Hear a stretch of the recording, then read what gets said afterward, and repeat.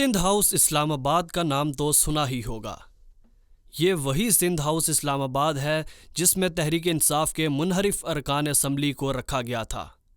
16 मार्च 2022 को इमरान खान ने स्वात में एक जलसे से खिताब करते हुए कहा कि सिंध हाउस में नोटों से ज़मीर खरीदे जा रहे हैं, और फिर अगले ही रोज़ 17 मार्च को बाज़ एंकर्स ने PTI के नाराज़ अरकान के इंटरव्यू करना शुरू कर दिए। सिंध हाउस में मौजूद तहरीक इंसाफ के मुनहरिफ अरकान का ये मौक़िफ़ था कि वो इमरान खान के ख़िलाफ़ अदम एतमाद में अपने ज़मीर के मुताबिक वोट देंगे।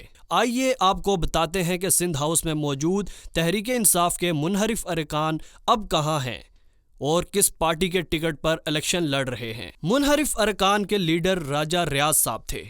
राजा साहब PDM हुकूमत में अपोजिशन लीडर भी रह चुके हैं, लेकिन राजा रियाज साहब अब नून लीग में हैं।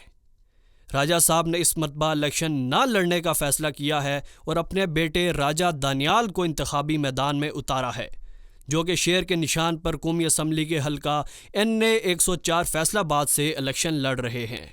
फैसलाबाद के ही एक और सपूत नवाब शेर वसीर, जिनका शुमार भी PTI के मुनहरिफ अरकान में होता है, वो भी अब नून लीग का हिस्सा हैं और कौमी असम्बली की नशिस्त NA 96 से नून लीग के टिकट पर कौमी असम्बली के उम्मीदवार हैं। इसी तरह पेशावर से मशहूर नूर आलम खान, जिनकी सिंध हाउस इस्लामाबाद में कोक पीते हुए वीडियो भी वायरल हुई थी, वह जमीयत उलमा इस्लाम फे के टिकट पर कौमी असम्बली के हल्का NA 28 से इलेक्शन में हिस्सा ले रहे हैं। जबकि नुज़रत पठान, जिनका ताल्लुक सिंध से है, वो 2018 के इंतखाबात में ख़वातीन की मखसूस नशिस्तों पर तहरीक इंसाफ की रुकन कौमी असम्बली मुंतखब हुई थी। अब वो पाकिस्तान पीपल्स पार्टी में है और शायद यही उम्मीद लगाए बैठी हैं कि आम इंतखाबात के बाद वो एक बार फिर ख़वातीन की मखसूस नशिस्तों पर पीपल्स पार्टी की रुकन मुंतखब होंगी। लेकिन वो अकेले ये उम्मीद लगाए नहीं बैठी, बल्कि जवेरिया ज़फ़र भी तहरीक इंसाफ की एक मुनहरिफ रुकन असम्बली थी जो पीपल्स पार्टी का हिस्सा हैं, और वो भी यही उम्मीद लगाई बैठी हैं कि इनको ख़वातीन की मखसूस नशिस्तों पर रुकन कौमी असम्बली नामज़द किया जाएगा। इसी तरह एक और ख़ातून जो 2018 के इंतखाबात में ख़वातीन की मखसूस नशिस्तों पर PTI की रुकन कौमी असम्बली मुंतखब हुई थी, जिनका नाम वजीहा अकरम है, वो अब नून लीग में है और नुज़रत पठान और जवेरिया ज़फ़र की तरह वो भी उम्मीद लगाए बैठी हैं। बहावल नगर से तहरीक इंसाफ के मुनहरिफ रुकन मोहम्मद अब्दुल गफूर वटो मुस्लिम लीग नून में शामिल हुए थे और अब वो कौमी असम्बली के हल्का NA 160 से नून लीग के उम्मीदवार हैं। राजनपुर से सरदार रियाज मज़ारी, जो कि तहरीक इंसाफ का हिस्सा थे, वो अब मुस्लिम लीग नून का हिस्सा हैं और इन्हें नून लीग की तरफ से कौमी असम्बली के हल्का NA 199 से टिकट दिया गया है।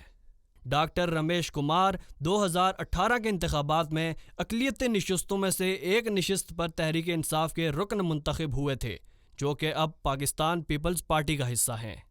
मुल्तान से तहरीक इंसाफ के मुनहरिफ रुकन राना कासिम नून भी नून को प्यारे हो गए और अब वो नून लीग के टिकट पर कौमी असम्बली के हल्का NA 153 से इलेक्शन लड़ रहे हैं। बहावलपुर से सैयद बासित सुल्तान बुखारी 2018 के इलेक्शन में आज़ाद उम्मीदवार की हैसियत से जीतने के बाद तहरीक इंसाफ में शामिल हो गए थे। वो भी इन मुनहरिफ अरकान की फहरिस्त में शामिल थे जो सिंध हाउस में मौजूद थे। अब सैयद बासित सुल्तान बुखारी कौमी असम्बली के हल्का NA 176 से इलेक्शन लड़ रहे हैं, लेकिन अब की बार वो आज़ाद नहीं बल्कि नून लीग के टिकट पर इलेक्शन लड़ रहे हैं।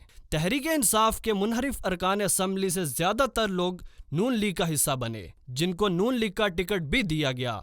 इन्हीं लोगों में मुल्तान से अहमद हुसैन ढेर और भावलपुर से मखदूम सैयद समीउल हसन भी शामिल हैं। अहमद हुसैन ढेर को कौमी असम्बली के हल्का NA 148, जबकि मखदूम सैयद समीउल हसन को कौमी असम्बली के हल्का NA 166 से नून लीग का टिकट जारी किया गया।